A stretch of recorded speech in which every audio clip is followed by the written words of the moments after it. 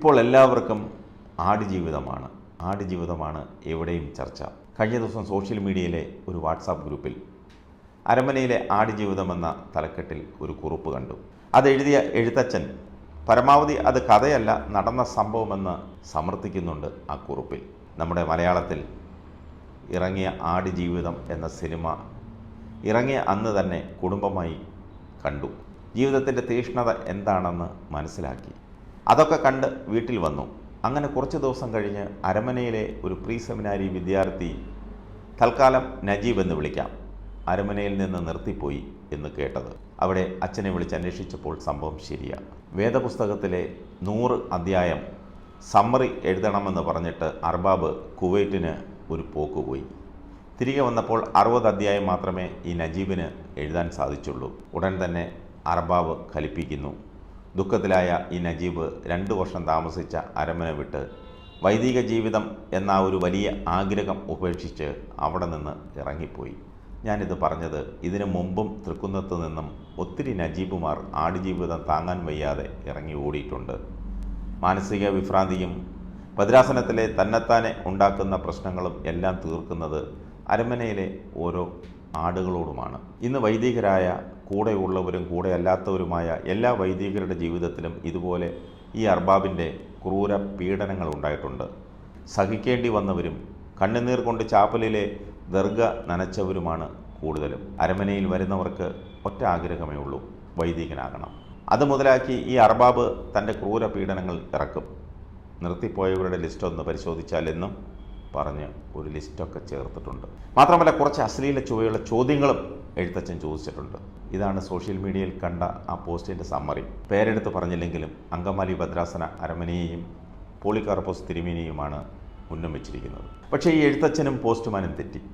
ഇത് വായിച്ചു കഴിയുമ്പോൾ വായനക്കാർക്ക് മനസ്സിലാകും ഒരു വൈദിക വിദ്യാർത്ഥി എങ്ങനെയാണ് നല്ലൊരു വൈദികനായി രൂപാന്തരപ്പെടുന്നതെന്ന്. അച്ചടക്കം, മാതൃക, പാണ്ഡിത്യം, പെരുമാറ്റം, വിവേകം, ഇതൊക്കെയാണ് ഒരു അരമനയിൽ നിന്ന് പ്രീ സെമിനാരി എന്ന ഓമനപ്പേരിൽ അറിയപ്പെടുന്ന പരിശീലനം.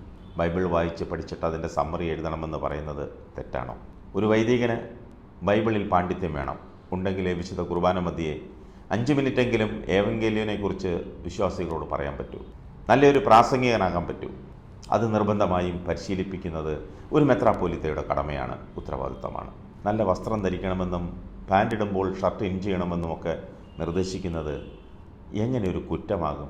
വൈദികർ വാലും ചേലുമില്ലാതെ കുളിക്കാതെയും നനയ്ക്കാതെയും അലക്ഷ്യമായി വസ്ത്രം ധരിച്ച് നടക്കണമെന്നാണോ ഈ എഴുത്തച്ഛനും പോസ്റ്റ്മാനുമൊക്കെ ഉദ്ദേശിച്ചത്? അങ്ങനെയാണോ ചിന്തിക്കേണ്ടത്? പിന്നെയുള്ള ഒരു ചോദ്യം വളരെ പ്രസക്തമാണ്. എന്തുകൊണ്ട് കുട്ടികൾ കിടക്കുന്ന മുറിയുടെ വാതിൽ അടച്ചുകൂടാ? ഈ ചോദ്യം കണ്ടപ്പോൾ ഒരു സംഭവം ഓർമ്മ വന്നു. ഈ കഴിഞ്ഞ ഇടയ്ക്ക് ഒരു പ്രീ സെമിനാരി വിദ്യാർത്ഥി, ഇപ്പോൾ വൈദികനാണ്, കാണിച്ചത് പോസ്റ്റ്മാൻ അറിഞ്ഞിട്ടുണ്ടോ എന്നറിയില്ല. ഇല്ലെങ്കിൽ കേട്ടോളൂ. ഒരു ദിവസം രാത്രിയിൽ പതിവ് പോലെ ഉറങ്ങാൻ കിടന്ന തിരുമേനി എന്തോ ശബ്ദം കേട്ട് എഴുന്നേറ്റ് വലിയ ടോർച്ചുമായി പുറത്തിറങ്ങി. അരമനയുടെയും പള്ളിയുടെയും ചുറ്റുപാടുമൊക്കെ വീക്ഷിച്ചു. അസ്വാഭാവികമായി ഒന്നും കാണാൻ സാധിച്ചില്ല. പ്രീ സെമിനാരി വിദ്യാർത്ഥികൾ കിടക്കുന്ന കെട്ടിടത്തിൽ വന്നു. ആദ്യത്തെ റൂമിൽ നോക്കിയപ്പോൾ ഒരു കട്ടിലിൽ കിടന്ന വിദ്യാർത്ഥിയെ കാണാനില്ല. കൂടെയുള്ളവരെ തട്ടി ഉണർത്തി ചോദിച്ചപ്പോൾ ടോയ്ലറ്റിൽ പോയെന്നാണ് പറഞ്ഞത്. ടോയ്ലറ്റിൽ പോയ ആളിനെ ഒന്ന് കാണണമല്ലോ. തിരുമേനി ഒരു സ്റ്റൂളിൽ ഇദ്ദേഹം വരുന്നതുവരെ കാത്തിരുന്നു. 10 മിനിറ്റ് കഴിഞ്ഞു, 18 മിനിറ്റ് കഴിയുന്നു, 20 മിനിറ്റ് കഴിയുന്നു, വരുന്നില്ല. ഏകദേശം അരമണിക്കൂർ കഴിഞ്ഞപ്പോൾ ആൾ വന്നു. ചോദിച്ചപ്പോൾ ടോയ്ലറ്റിൽ പോയതാണെന്ന് പറഞ്ഞു. തിരുമേനി ഒന്നും മിണ്ടാതെ ഉറങ്ങാൻ പോയി.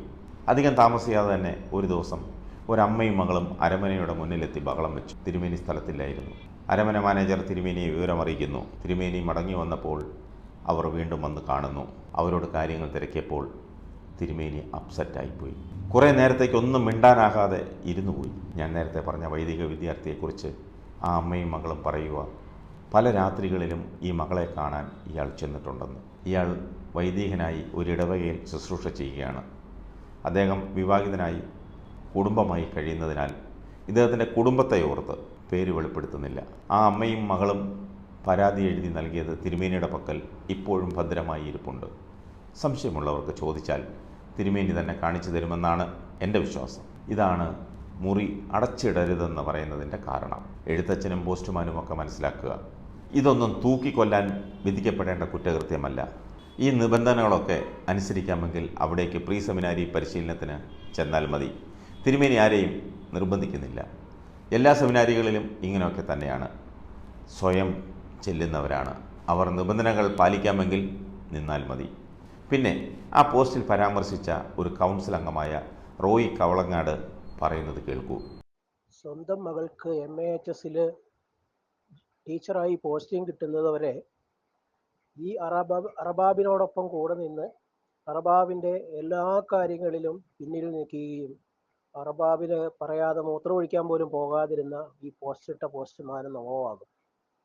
ഞാൻ ഇതുവരെ ഭദ്രാസനത്തിൽ നിന്നോ തിരുമേനിയുടെ കയ്യിൽ നിന്നോ പള്ളിയിൽ നിന്നോ 10 പൈസ ഇനി ഞാൻ പ്രതിഫലം പറ്റിയിട്ടില്ല. അതുകൊണ്ട് തന്നെ എനിക്കത് അന്തസ്സായിട്ട് നേരെ നിന്ന് പറയാൻ പറ്റും. ഇട്ട പോസ്റ്റിൻ്റെ മുകളിൽ എൻ്റെ പേര് പരാമർശിച്ചുകൊണ്ട് ഇത്രയും പറയുന്നു. ഓക്കെ, കേട്ടല്ലോ, ഇതാണ് സംഭവം. ചുരുക്കത്തിൽ തിരുമേനിയെയും ഭദ്രാസനത്തെയും ആരോപണങ്ങളുടെ മുൾമുനയിൽ നിർത്തി സ്വന്തം കാര്യം നേടുക.